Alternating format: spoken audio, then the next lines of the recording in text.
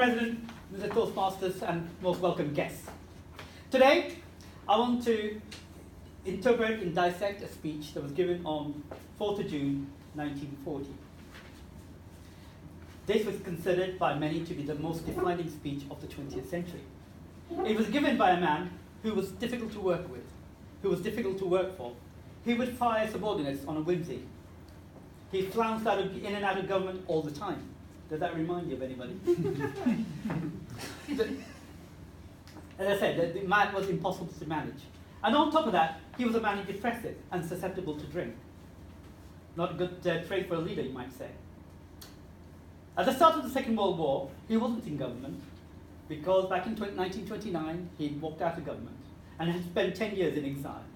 But one thing he did constantly was to warn against the rise of Nazism. So at the start of the Second World War, he was brought in to run the Admiralty, the Navy. And there he was such a disaster that that led to the resignation of the then Prime Minister Neville Chamberlain. And who stepped forward but this man to take over the command of the country?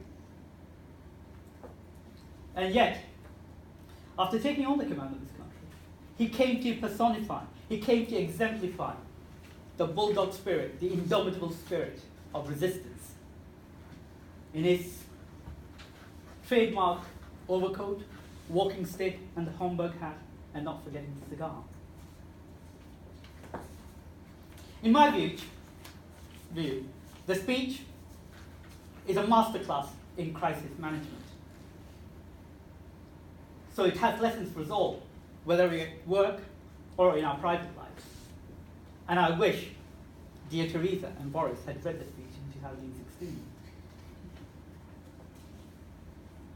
Churchill had called this meeting a week before, after taking reins barely 2 weeks before that, on the evacuation of the British forces from Dunkirk, British and French forces from Dunkirk. So what does he do? He starts off with brutal honesty to inspire people around him, to inspire the country.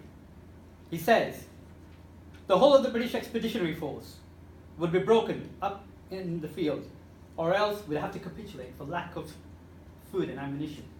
These were the hard facts, tidings upon which I called upon the nation and the House to prepare themselves a week ago. The whole root and core and brain of the British Army, on which and around which we were to build and are to build the great British armies of the later years of the war, seemed about to perish upon the field, or to be led into ignominious and starving captivity. He goes on to describe a whole week of horrendous fighting on a little sliver of land called Dunkirk. But then, in a relish, he comes back. A miracle of deliverance achieved by valor, by perseverance, by perfect discipline, by faultless service, by resource, by skill, by unconquerable fidelity is manifest to us all. The Royal Air Force engaged the main strength of the German Air Force and inflicted upon them losses at least fourfold. And the Navy, with 1,000 assaulted ships, evacuated 335,000 men when the expectation was just a few handfuls. So the British and French and British forces were snatched from the jaws of death and shame to their native land and to the task which lies immediately ahead. And before people get carried away, Churchill brings them back and stops the euphoria. He says, lessons have to be learned very quickly. And one of the lessons which he'd learned in that 2-week period, that with all the naval posts in the Channel being lost, the Air Force, a much maligned force at that time, would have to take the lead in any war that was going to come. We must be very careful not to assign to this deliverance the attributes of victory. Wars are not won by evacuations, but there was a victory inside this deliverance, which should be noted. It was gained by the Air Force. When we consider how much greater would be our advantage in defending the air of this island against an overseas attack, I must say that I find these facts sure bases upon which practical and reassuring thoughts may rest. I will pay my tribute to these young men. And then he ratchets up the rhetoric and rallies the troops. May it not also be the cause of civilization itself will be defended by the skill and devotion of a few thousand airmen.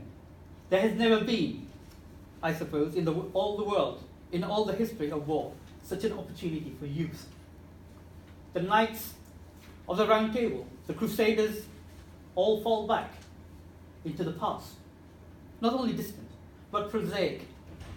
These young men going forth every morn to guard their native land and all that we stand for, holding in their hands these instruments of colossal and shattering power, of whom it may be said that every morn brought forth a noble chance, and every chance brought forth a noble knight. These men deserve our gratitude, as do all the brave men who in so many ways and in so many occasions are ready and continue to be ready to give life and all for their native land. And he goes on being honest, brutally honest. He doesn't gloss over the truth. He acknowledges the chaos in Northern Europe. The British Expeditionary Force has been evacuated. The French army is in disarray. The Belgians have surrendered. But our losses in material are enormous. A large part of those fortified lines upon which we had so much faith has been repulsed and gone. Many valuable mining districts and factories have passed into enemy possession. The whole of the Channel ports are in the hands, with all the tragic consequences that follow from that. We must expect another blow to be struck almost immediately, at us or at France. He has to bring home that failure is not an option. He has to stiffen the resolve of the British people. We are told Herr Hitler had a plan for invading British Isles. This had often been thought before. When Napoleon lay at Boulogne for a year with his flat-bottomed boat and his grand army, somebody said to him, "There are bitter weeds in England." There are certainly. Great many more of them, now that the British Expeditionary Force is back at home.